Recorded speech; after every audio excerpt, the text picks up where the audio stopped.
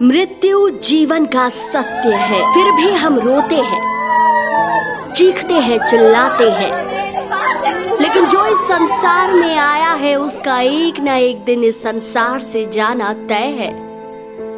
चाहे वो कितना भी फेमस क्यों ना हो, वो एक दिन खाली हाथ अपने पीछे घर, गाड़ी, सगे संबंधियों सभी को छोड़कर चला जाता है। लेकिन कभी सोचा है कि मृत्यु के बाद क्या होता है? जीवन भर जिनके लिए आपने एक एक पैसा जोड़ा, हर तरह का काम किया, वो आपको कैसे याद करते हैं? तो चलिए हमारे साथ मृत्यु के बाद की यात्रा पर।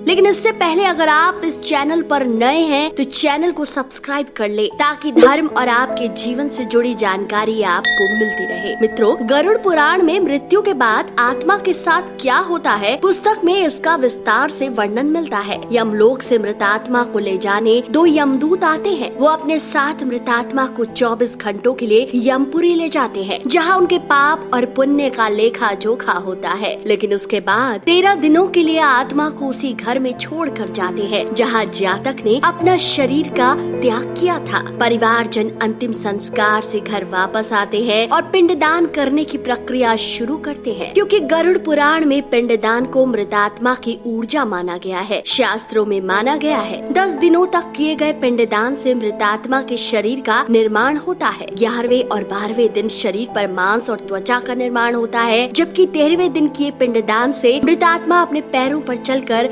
यमलोक तक की यात्रा पूरी करती है। लेकिन इस बीच मृत्यु लोक में क्या होता है? घर में सगे संबंधी कैसा आचरण करते हैं, ये हर कोई जानना चाहता है। हम जीवन भर सोचते हैं कि हमारे बाद हमारे अपनों का क्या होगा, लेकिन वास्तव में होता क्या है? मित्रों, 13 दिन जब तक मृतात्मा अपने परिवार के साथ रहती है, वो देखती है कि मृत्यु के बाद कुछ ही घंटों में रोने की आवाज पूरी तरह से बंद हो जाती है। रिश्तेदारों के लिए खाना बनवाने या मंगवाने में पूरा परिवार जुट जाता है। कई रिश्तेदार सोने से पहले बाहर टहलने निकल जाएंगे या चाय पर चर्चा करेंगे। रिश्तेदार आपके बेटे या बेटी से फोन पर बात करेंगे कि कुछ आपात स्थिति थी जिसके कारण वह व्यक्तिगत रूप से अंतिम संस्कार में शामिल नहीं हो पाए। कोई फोन पर अपने काम धाम से जुड़े मामले निपटा रहा होगा, कोई व्हाट्सएप फेसबुक पर व्यस्त होगा, तो कई झुंड बनाकर मृत्यु की वजह पर चर्चा कर रहे होंगे। आखिरी बार वो मृतात्मा से कब मिले थे और आपने उनसे क्या कहा था, इसे याद करके उसके बारे में विस्तार से चर्चा कर रहे होंगे। कुछ लोग अपने घर, परिवार, व्यवसाय, राजनीति से जुड़े विषयों पर चर्चा कर रहे होंगे। कुछ दिन बीतते ही कुछ रिश्तेदार कम हो जाएंगे और कुछ आपके पति या पत्नी से सब्जी में पर्याप्त नमक नहीं होने की शिकायत करेंगे। धीरे धीरे भीड़ छटने लगेगी और फिर उसके बाद संपत्ति, कार्यालय, दुकान पर आपकी जगह लेने के लिए किसी और को ढूंढने की तलाश शुरू हो जाएगी। महीने के अंत तक आते आते आपका जीवन साथी टीवी सीरियल देखने में व्यस्त हो जाएगा और देखते ही देखते सबका जीवन सामान्य हो जाएगा। कुछ महीनों बाद ही आपको इस दुनिया में भुला दिया जाएगा और पलक झपकते ही साल बीत जाएगा और आपकी पुण्यतिथि मनाई जाएगी। कहते हैं पुण्यतिथि मृतक आत्मा को याद करने के लिए कम से कम 1 वर्ष या अधिकतम 5 वर्षों तक के लिए मनाई जाती है, लेकिन तब तक मृतात्मा को अगली योनि मिल चुकी होती है। शास्त्रों में अमावस्या तिथि या पितृपक्ष से 1 साल के लिए मृतात्मा को भोजन मिलता है, लेकिन जो पिंडदान नहीं करते उन आत्माओं के लिए यमपुरी जाने वाले रास्ते में पड़ने वाली वैतरणी नदी को पार करने में बहुत कष्ट उठाना पड़ता है। कुछ और समय बीतने के बाद आपके बारे में बात करने वाला कोई नहीं रहता। दीवारों में टंगी कुछ तस्वीरों को देखकर आपका कोई बेहद करीबी आपको अवश्य याद कर लेगा। लोग हर तरह से मृतात्मा को भूलने का इंतजार करेंगे। तो दोस्तों,